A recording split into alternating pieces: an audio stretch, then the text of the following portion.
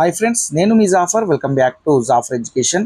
నిన్న జరిగినటువంటి టెట్ ఎగ్జామ్లో వచ్చినటువంటి ప్రశ్నలు, వాటి యొక్క సమాధానాలని మనము ఈ వీడియోలో తెలుసుకుందాం. అదేవిధంగా ఏ క్లాసెస్ నుండి ఎక్కడి నుండి వచ్చాయనే అంశాలని కూడా మనము తెలుసుకునే ప్రయత్నం అయితే చేద్దాము. అదేవిధంగా మీకు టెట్ అండ్ డిఎస్సికి సంబంధించినటువంటి ఫ్రీ పీడిఎఫ్ నోట్స్లు, మెటీరియల్స్ మన యొక్క వాట్సాప్ గ్రూప్లలో ఫ్రీగా అందించబడుతున్నాయి. మీకు కావాలి అనుకుంటే వాట్సాప్ గ్రూప్ లింక్ నేను కామెంట్ సెక్షన్లో పిన్ చేసి పెడతాను. అక్కడ నుండి మీరు జాయిన్ అవ్వండి. ఇక మనము నిన్న వచ్చినటువంటి ప్రశ్నలు మనము చూసుకున్నట్లయితే పార్ట్ 29 రోజు జరిగినటువంటి ఎగ్జామ్ నిన్న సోషల్ పేపర్ 2 జరిగింది. సో దానికి సంబంధించినటువంటి ప్రశ్నలు అయితే చూద్దాము. పార్లమెంట్ సమావేశాల మధ్య కాల వ్యవధి అడిగారు. 6 నెలలు ఉంటుంది. ఆన్సర్ బైసన్ మరియు ఇండస్ గార్జెస్ లొకేట్ అయిన రాష్ట్రాలు అడిగారు. మనకు కాశ్మీర్ అండ్ ఏపీలో అవి మాత్రం ఉంటాయి మనకు. నెక్స్ట్ హెచ్డిఐ పరిగణించని అంశం అడిగారు. హెచ్డిఐ పరిగణించని అంశం ఏది అంటే మనకు శిశు మరణాలు అనేటివి హెచ్డిఐ పరిగణించని అంశంగా మనము అయితే గుర్తించాల్సి ఉంటుంది. నెక్స్ట్ బుద్ధుని బోధనలు ఇచ్చారు. సుత్త వినయ అభిధామ అనేటివి బుద్ధుని బోధనలు. ఇక్కడ మనకు చూసుకున్నట్లయితే ఇది 7th క్లాస్లో ఉంటుంది మనకు. అదేవిధంగా రాజకీయ ప్రజాస్వామ్య లక్షణం అన్నాడు అడిగాడు.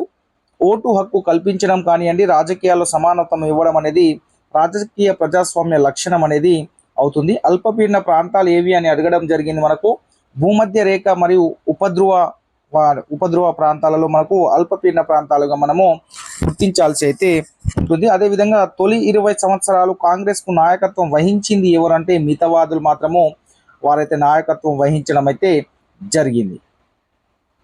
ఇక మనము నెక్స్ట్ చూసుకున్నట్లయితే ప్రత్యక్ష కార్యాచరణ దినము ప్రకటించింది ముస్లిం లీగ్ పార్టీ అయితే ప్రత్యక్ష కార్యాచరణ దినాన్ని ప్రకటించడం అయితే జరిగింది. అదేవిధంగా గణతంత్ర రాజ్యం అడిగారు. మన గణతంత్ర రాజ్యము జనపదం అడిగారు. వజ్జీ గణతంత్ర రాజ్యంగా మనం గుర్తించాల్సి ఉంటుంది. అడవుల శాతం అడిగారు, 33%. అదేవిధంగా ఉమ్మడి జాబితాలో లేని అంశం అడిగారు. సో ఉమ్మడి ఆప్షన్లు ఇస్తారు మనకు. ఉమ్మడి జాబితాలో లేని అంశాన్ని మనము తీసుకుంటే సరిపోతుంది. నెక్స్ట్ బహువ్రీహి సమాసం అనగా అని అడిగారు. బహువ్రీహి సమాసం అనగా అన్య పద ప్రాధాన్యం గలది బహువ్రీహి సమాసం. మనకు దీంట్లో option 3 is the right answer అవుతుంది. సో మనకు బహువ్రీహి సమాసం అని నిర్వచనం అడిగారు. అన్య పద ప్రాధాన్యం గలది. నెక్స్ట్ చూసుకున్నట్లయితే ఇక్కడ మానవ ఈ పనులు ఇంకా మానవ అనే అలంకారం అడిగారు. యమక అలంకారం అవుతుంది. సూర్యగణాలు ఎన్ని అడిగారు. ఎన్ని అవుతాయి మన సూర్యగణాలు 2. అదేవిధంగా ఇంద్రగణాలు కూడా అడిగారు. ఇంద్రగణాలు 6 అవుతాయి. నెక్స్ట్ చూసుకున్నట్లయితే ఇక్కడ వర్తమాన మహావీరుడు గురించి అడిగారంట. ఆదిశంకరాచార్యులకు సంబంధించినటువంటి ప్రశ్న కూడా రావడం అయితే జరిగింది. ఇంగ్లీష్కి సంబంధించి చూసుకున్న ఆర్కియాలజీ స్పెల్లింగ్ అడిగారు. It is dash unique book. ఈ ఆర్టికల్స్ అడగడం జరిగింది. నెక్స్ట్ ఐ నవ్ హర్ అనే దానికి పాసివ్ వాయిస్ అడిగారు. అదేవిధంగా he dash on email when I visited his home. So ఇలాంటి ప్రశ్నలు అనేటివి టెన్స్లకు సంబంధించి. అదేవిధంగా ఓ ఇట్స్ ఇంట్రెస్టింగ్ అనే క్వశ్చన్ ట్యాగ్ కూడా నిన్న జరిగినటువంటి ఎగ్జామ్లో అయితే అడగడం జరిగింది. ఇంకా చూసుకున్నట్లయితే ఇక్కడ బంగారు పీచు అని దేన్ని అంటాం. జనపనార అని అంటాం. కుతుబ్ షాహీ చివరి రాజు వచ్చేసరికి అబుల్ హసన్ తనాషా. ఇది 7th క్లాస్లో ఉంది. ఒకసారి చూసే ప్రయత్నం చూడండి. ఇది మనకు 7th క్లాస్లో ఉంది. చివరి రాజు అబుల్ హసన్ తనాషా. ఇది మనము పీడిఎఫ్లో అదేవిధంగా క్లాస్ కూడా చెప్పడం జరిగింది. ఇంపార్టెంట్ హైలైట్ అంశాలకు వెళ్ళి ప్రశ్నలు వస్తున్నాయని. సో ఈ పీడిఎఫ్ కూడా మీ గ్రూప్లో పెట్టాను. ఒకసారి చూసుకునే ప్రయత్నం అయితే. అదేవిధంగా బహువ్రీహి సమాసం అంటే చూడండి నిర్వచనము. అన్య పద ప్రాధాన్యం గలది బహువ్రీహి సమాసం. సమాసంలో 2 పదాల యొక్క అర్థాలు కాకుండా వేరొక అర్థం వస్తుంది అనేది బహువ్రీహి సమాసం యొక్క నిర్వచనం అవుతుంది. ఇక మనము నెక్స్ట్ చూసుకున్నట్లయితే ఆస్తి హక్కు తీసివేసిన రాజ్యాంగం అడిగారు. 44వ సవరణ. కార్యము అనే పదానికి వికృతి కార్యము. ఇంద్రగణాలు మనకు 6 ఉంటాయి. అదేవిధంగా సూర్యగణాలు కూడా అడగడం జరిగింది. నెక్స్ట్ చూసుకున్నట్లయితే విష్ణు ఉత్పత్తార్థం విశ్వమంతా వ్యాపించి ఉండేవాడు. ఇది మనకు 10th క్లాస్లో ఉంది. కోల్బర్ వికాస దశలు, అదేవిధంగా తిరోగమన అభ్యసనము ఇవి అడగడం అయితే జరిగింది. 0 డిగ్రీల రేఖాంశంకి 180 డిగ్రీల రేఖాంశంకి మధ్య సమయ వ్యత్యాసం అడిగారు. విద్య అనేది ఏ జాబితాలో ఉంది. ఉమ్మడి జాబితా. అదేవిధంగా రేగర్ నెలలు అంటే అడిగారు. నల్ల రేగడి నేలలు. ప్రత్యక్ష కార్యాచరణ దినం పాటించిన దినం ప్రకటించింది ఏది అంటే ముస్లిం లీగ్. వాయి అనే పదానికి నానా అర్థం చూసుకుంటే కొన, నోరు, వాదార. అదేవిధంగా మనకు వరి వాణిజ్య పంట గల రాష్ట్రాలు అడిగారు. మనకు పంజాబ్, హర్యానా అనేది మనకు వాణిజ్య పంటలు పండిస్తున్న వరిగా అక్కడ వరిని వాణిజ్య పంటగా గుర్తించడం జరుగుతుంది పంజాబ్ మరియు హర్యానాలో.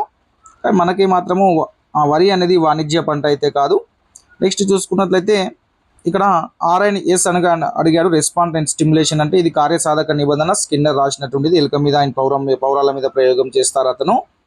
నెక్స్ట్ చూడండి, దమ్మ అనే పదానికి సంస్కృతంలో సమానార్థం ధర్మం అనేది ఆన్సర్ అవుతుంది. ఒకసారి దాన్ని చూసే ప్రయత్నం అయితే చూసినట్లయితే మనకు 7th క్లాస్లో ఇక్కడ క్వశ్చన్ రావడం, దమ్మ అనే ప్రాకృత పదానికి సంస్కృతంలో సమాన పదం మనకు ధర్మం అవుతుంది. సో ఇది మనకు సరైన సమాధానము అవుతుంది. ఇది కూడా నేను పెట్టినటువంటి పీడిఎఫ్లో, అదేవిధంగా నేను చెప్పినటువంటి హైలైట్ అంశాల యొక్క క్లాసు దాంట్లో కూడా ఇవన్నీ అయితే ఉన్నాయి. ఇక్కడ నుండి కూడా ప్రశ్న రావడం జరిగింది బాడీ మాస్ ఇండెక్స్ సంబంధించి కూడా. ఇక ఈఎస్ఐ అంటే ఎంప్లాయీస్ స్టేట్ ఇన్సూరెన్స్. సో దీని యొక్క ఫుల్ ఫామ్ అడిగారు. ఆహా అనేది మనకి ఏమవుతుంది, అవ్యయం అవుతుంది. ముస్లిం లీగ్ పార్టీ ఏర్పడింది 1906. అదేవిధంగా మనకు జాతీయ పోషకాహార సంస్థ ఎక్కడ ఉంది అని అడిగారు. హైదరాబాద్. కాశ్మీర్ లోయ ఎక్కడ ఉందని అడిగారు. ఒడిస్సాలో బోండా గిరిజన తెగ వారి భాష రెమో లేదా బోండా లేదా బోండి అని కూడా అంటాము. అదేవిధంగా భారతదేశంలో పట్టు అధికంగా ఉత్పత్తి చేసే రాష్ట్రం మనకు కర్ణాటక రాష్ట్రం అనేది పట్టుని ఎక్కువగా ఉత్పత్తి చేస్తుంది. మన యొక్క భారతదేశంలో పట్టుని అధికంగా ఉత్పత్తి చేసే రాష్ట్రం ఏది అంటే మనము కర్ణాటక రాష్ట్రంగా అయితే ఎంచుకోవాల్సి అయితే ఉంటుంది. ఒకసారి మనము ఈ యొక్క ఉమ్మడి 10th క్లాస్లో వచ్చినటువంటి ఉత్పత్తి అర్థాలను ఒకసారి చూడండి మీరు. ఇవి యాజ్ ఇట్ ఈస్గా 10th క్లాస్లో లాస్ట్ రావడం అయితే జరిగింది. ఒకసారి మనము వాటిని చూసే ప్రయత్నం అయితే చేద్దాము. మనకు మంచు రూపంలో ఉన్న మంచినీటి శాతం అడిగారు. నెక్స్ట్ 3 అభివృద్ధి రంగాలు ఏవి అని అడిగారు. నిన్న జరిగినటువంటి ఎగ్జామ్లలో మనకు ఇంకా దీంట్లో చివరి ఈ బంగారు పీచు అనేది మనకు 7th క్లాస్లో, అదేవిధంగా 5th క్లాస్లో కూడా ఉంటుంది. అదేవిధంగా మనకు బోండా గిరిజన తెగకు సంబంధించి 5th క్లాస్ ఈవీఎస్లో మీకు కనిపిస్తూ ఉంటుంది. దానికి సంబంధించినటువంటి అంశాలు. ఇక సైకాలజీ ఒకసారి చూసినట్లయితే కోర్బగ్ వికాస దశలు ఖచ్చితంగా ప్రశ్న ఉంటుంది.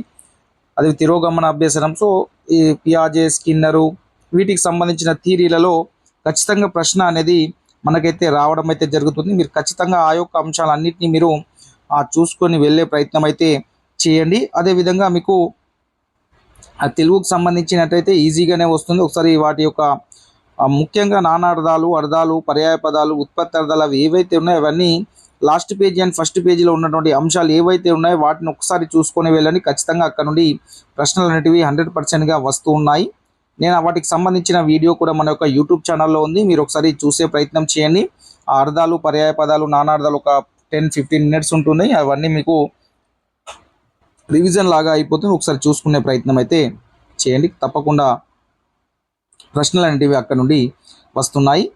రైట్. ఇక 6th, 7th సైన్స్కి సంబంధించినటువంటి హైలైట్ అంశాల పీడిఎఫ్ నేను ఆల్రెడీ వాట్సాప్ గ్రూప్లో షేర్ చేశాను. దానికి సంబంధించిన రివిజన్ క్లాస్ కూడా ఈరోజు ఈవినింగ్ మేము అందించే ప్రయత్నం చేస్తాను.